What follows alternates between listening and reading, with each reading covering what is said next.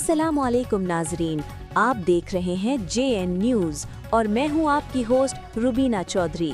सबसे पहले नजर डालते हैं आज की अहम खबरों पर। खबर शुरू करते हैं शेखुपुरा से ब्यूरो चीफ हनीफ तबस्सुम की रिपोर्ट के मुताबिक मिर्जा मोहम्मद इकबाल शाकिर के पोते SSP director NCC Punjab Hasam bin Iqbal Shakir के साहबजादे मारूफ कानूनदान कासिम शाकिर एडवोकेट के भतीजे कज़ाई इलाही से वफात पा गए, जिनकी बाद नमाज असर बमकाम हाई स्कूल कब्रिस्तान मनान वाला के करीब ग्राउंड में अदा कर दी गई। नमाज जनाजा में साबिक inspector general Pakistan railway Rai Mohammad Tahir, SSP Mohammad Rizwan, editor in chief रोजनामा फ्रंट लाइन लाहौर चौधरी मोहम्मद इलियास गुज्जर, साबिक MPS